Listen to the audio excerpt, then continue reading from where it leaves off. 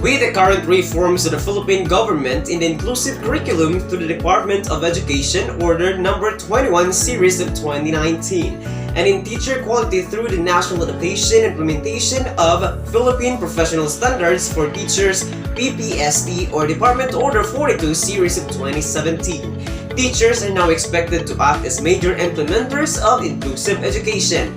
Hello everyone! Good day! I am Brian Dave Casok, a BSN Mathematics 3A student of Kapalong College of Agriculture, Sciences and Technology. Your today's discusser. On top of that, it's nice to see you in this video discussion. So for today's video, we will explore the basic concepts of special and inclusive education. Well, we will not just restrict to the topic, for we will also get into the idea of other areas of educational ways of teaching such as integration, segregation, exclusion, and mainstreaming.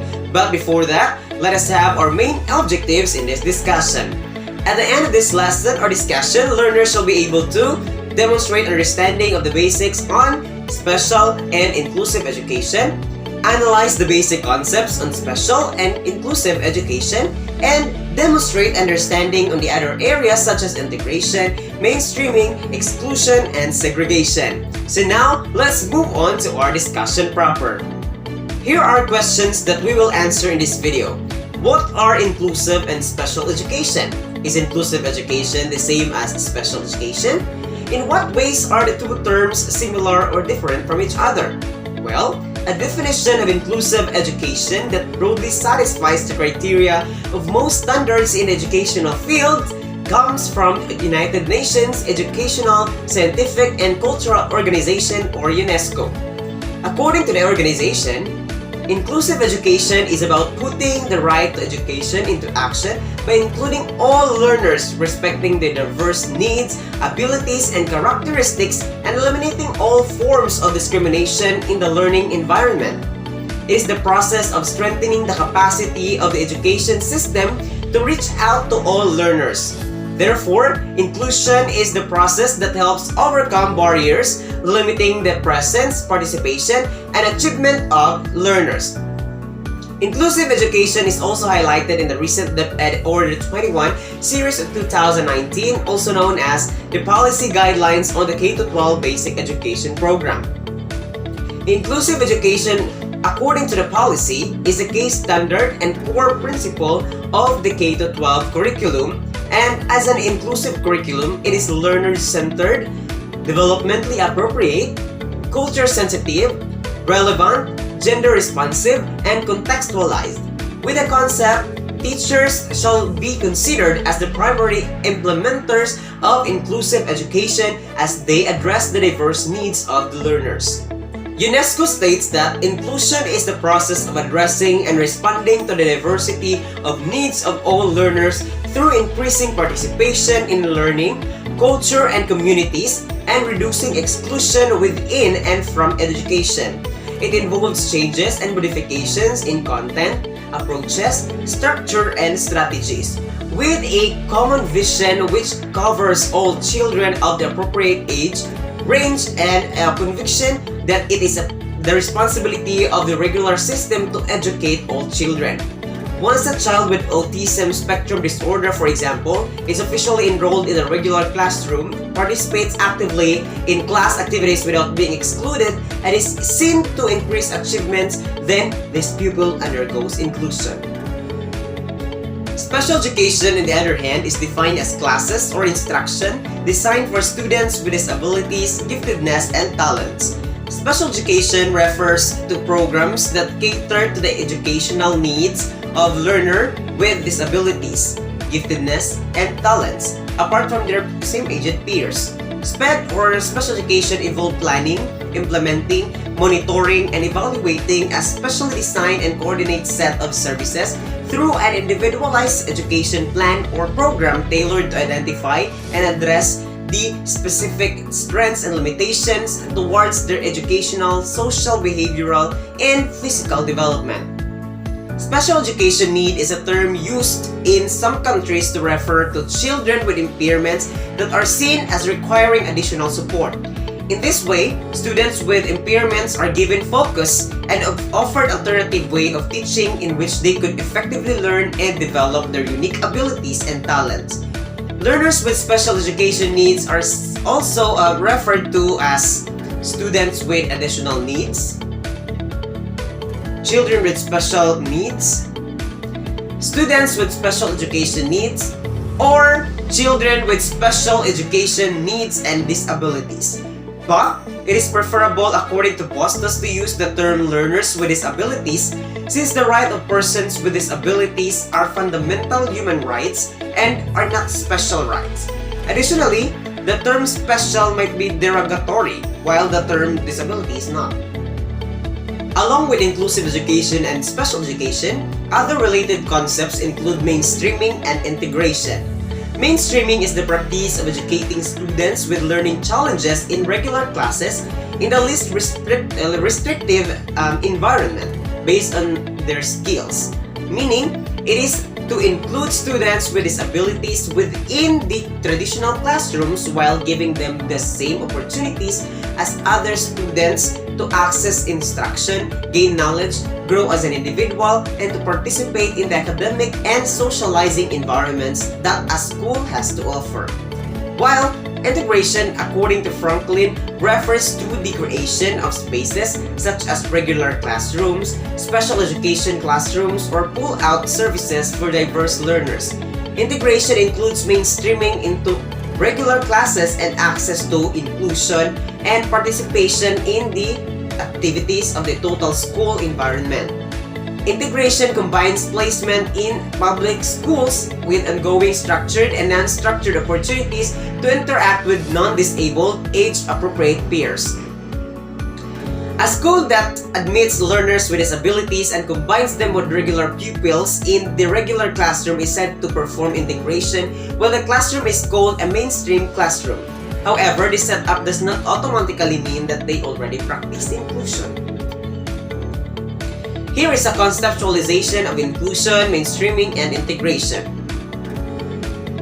In inclusion, placement of learners in the regular class is based on age, regardless of their abilities and disabilities. There are no pull-outs and no shadow teaching.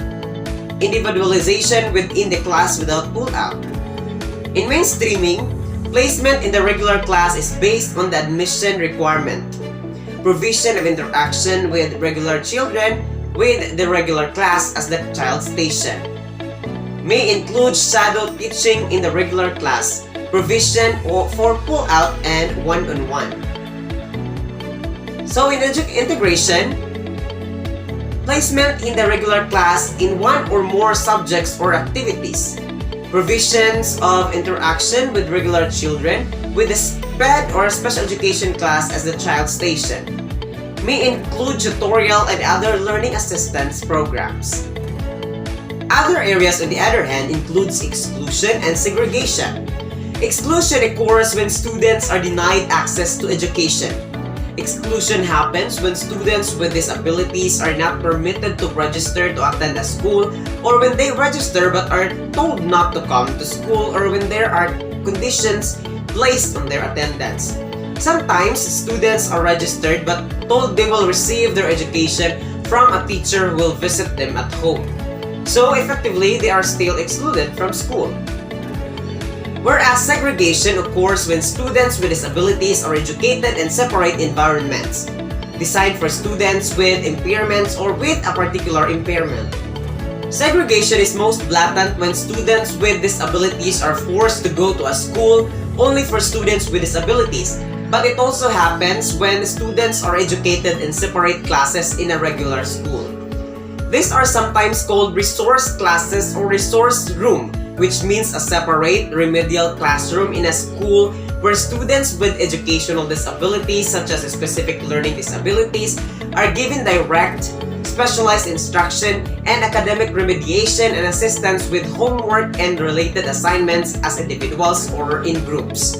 Let us go deep, see a clearer picture to deeply understand exclusion, integration, segregation, and inclusion. In exclusion, as you can see, individuals with disabilities are excluded from those normal ones.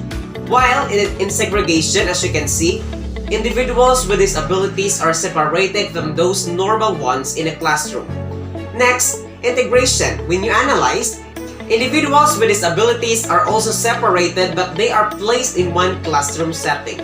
Finally, in inclusion, there is an incorporation of learners with or without disability inside a classroom setting where they collaborate and learn together. It is an act of allowing unity amidst diversity. As a teacher of inclusion, considering the kind of support to be provided to the diverse needs of students is very essential. Consider this illustration. On the first panel of illustration, every child, regardless of the height, is given the same resources. This represents equality where everyone is given the same support with the assumption that once all children are provided with the same opportunities, every one of them were catered properly. However, this kind of fairness does not yield a result where everyone is able to access the opportunity to see over the fence. Therefore, equality does not mean equity because every child is different. Some might require more assistance while others might not. Equity, as represented on the second panel of illustration, is about fairness in every situation. The boxes that represent supports are differentiated, individualized, or personalized to match the diverse needs of children, making them view the game regardless of their height difference. But why are there barriers present in the first place? In reality, this represents systemic and educational barriers that limit learners' participation. Valbrun then replaced the barriers on the second panel of illustration with a chain-link fence where all children can see the game without any additional support. According to her, this represents the removal of systemic barriers that could ultimately create an equitable system of education. The removal of these barriers or the anticipation of the needs of the audience in the field is an example of a good inclusive practice. Likewise, in education, if the teacher anticipates different behaviors, types, needs, and concerns of learners as the teacher develops lesson plans, instructional materials, assessment tools, then the teacher practices inclusion or removal of barriers that limit learners' presence, participation, and achievements. But in practice, students with disabilities in the Philippines are either placed in an inclusive regular education setting or in a special education setting. Here are the different views regarding inclusive and special way of education. Inclusive education, all learners, regardless of the condition, participate in a mainstream classroom alongside their age peers. The learners adhere to a prescribed curriculum and methodology with some accommodations, adaptations, and modifications to meet the needs of learners with disabilities, giftedness, and talents. All students simply require good instruction, but different teaching strategies may be employed to those with low or very high education needs. The general education teacher oversees the learning of students and in some cases, with the help of a shadow teacher or a special education teacher. Ideal number of learners are 30 to 35. Special education. The learners with disabilities, giftedness, and talents are accommodated in a special class along with other learners of the same condition. A special curriculum is structured on the learner's condition. For example, intellectual disability, visual impairments, but it's based on the regular curriculum. The learners with disabilities, giftedness, and talents are given specialized and intensive instruction anchored in their curriculum. The special education teacher oversees the learning of the learners with disabilities, giftedness, and talents with the collaborative partnership of other professionals listed in the individualized education plan or program, for one-on-one, for group, for resource group 5 to 10. In the school setting, apart from the structural barriers, many learners with disabilities face attitudinal barriers that could lead to isolation and low achievements in the classroom. As a pre-service teacher, it is important to avoid discriminatory behavior and language towards learners with disabilities, to be sensitive enough not to make them feel different from other students in the school, and also to avoid name-calling. such as using the term SPED to denote poor performance and misbehavior regardless of the person condition, when SPED clearly refers to a program and not individuals. Thus, inclusive education is the most effective way to give all children a fair chance to go to school, learn and develop the skills they need to thrive.